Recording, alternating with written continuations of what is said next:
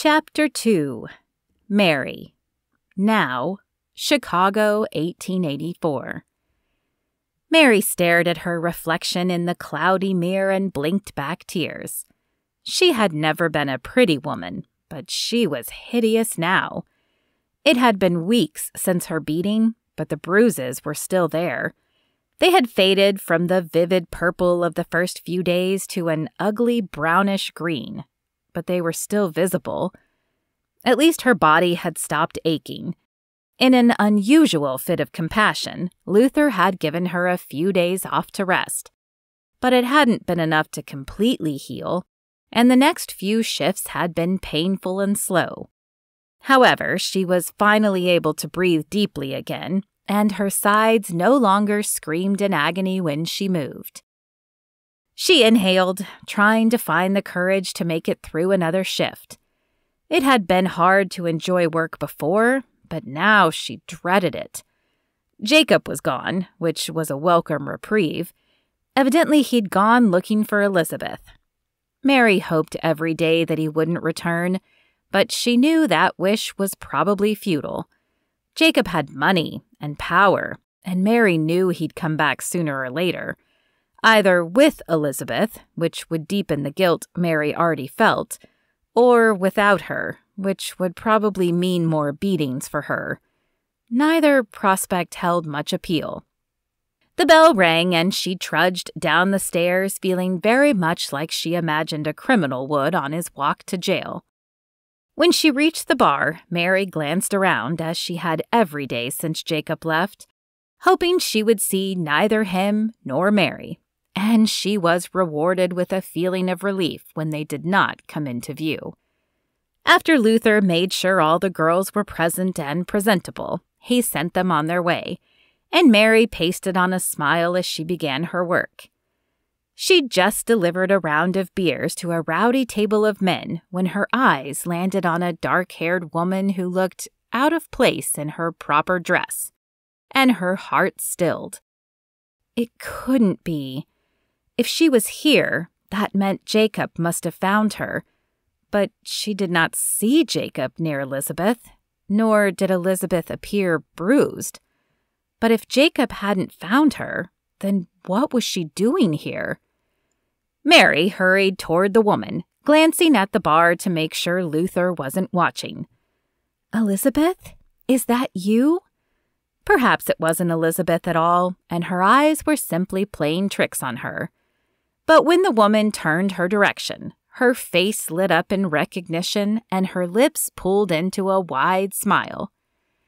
"Mary, you're still here." When Mary reached her, Elizabeth's smile faltered.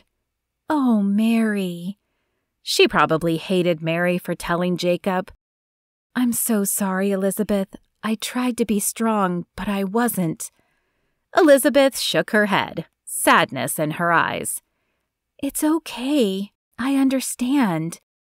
But how can you not be mad?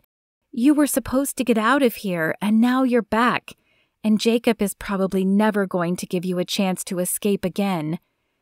Elizabeth grabbed her hands. "Jacob came after me, but he's not why I'm here. I came back for you." "But I don't understand." Mary glanced around for Luther again, but he was nowhere to be seen. Had he gone upstairs or to the storeroom to restock something? Either way, she knew there wasn't much time before he returned. "If he came after you, how did you get away?" Elizabeth smiled and glanced back at a large man with sandy brown hair and kind eyes. "This is my husband, Carl Baxter. He saved me, and then he and his friends made sure Jacob was arrested. He's in prison, Mary. He's not getting out anytime soon. I know you said you couldn't leave here, but this is no place for you.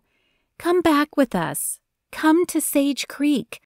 I have a dress shop that I'm opening and a job for you. You won't have to do saloon work any longer." Mary blinked at her, sure she had heard the words wrong. "A dress shop? But I don't know the first thing about working in a dress shop, Elizabeth." "But you will. You sew, and you're a quick learner. I know it. Please, Mary, I can't bear the thought of leaving you here." Mary chewed on her lip and glanced over at the bar again. She had turned down Elizabeth's offer once. Could she really do it again? "You're sure Jacob is in prison?" "Yes, ma'am," Carl said, stepping toward them. "He's in the Huntsville prison and won't be getting out any time soon." Mary couldn't believe it. He was finally in prison where he belonged. Maybe she could leave, but she had little money and almost nothing to her name. "But what about a place to live? I don't have much money saved up." Elizabeth smiled at her husband before turning back to Mary. "You'll stay with us until you can afford a place on your own, or until you find a nice man to marry. Please, Mary, there's nothing left for you here. When they find out Jacob is in prison, this place might even close.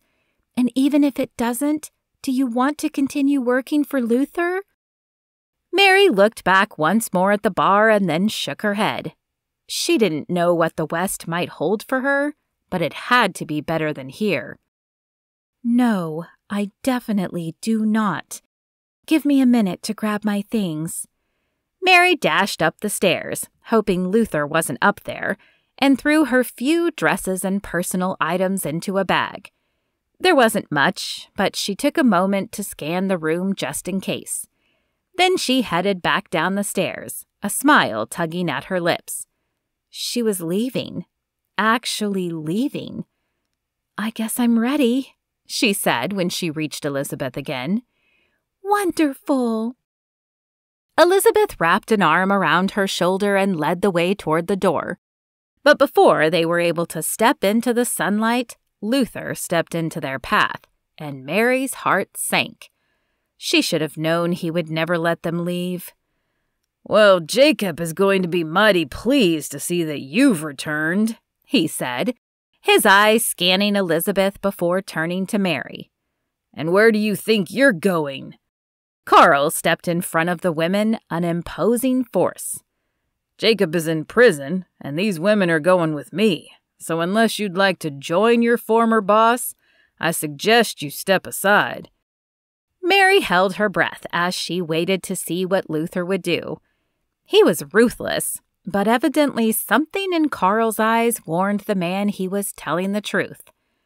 After a moment, Luther snorted in disgust and stepped aside. "Good riddance, then. You were getting too old to be useful anyway." Mary's shoulders sagged. He was right. What was she thinking leaving this place? Yes, it was awful, but at least it was familiar. Out west, nothing would be familiar, and she couldn't stay with Elizabeth forever. But she was too old and too worn out for a man to want her. Elizabeth leaned close and whispered, "Don't listen to him. He's just salty that you're moving on to something better." Mary gave her a small smile. "He's not wrong, though. I am getting too old to be useful." Elizabeth shook her head, her face earnest. "Not to me. You're going to be more help for me than you know." Mary hoped that was the truth. She was giving up everything she knew to take a chance with Elizabeth.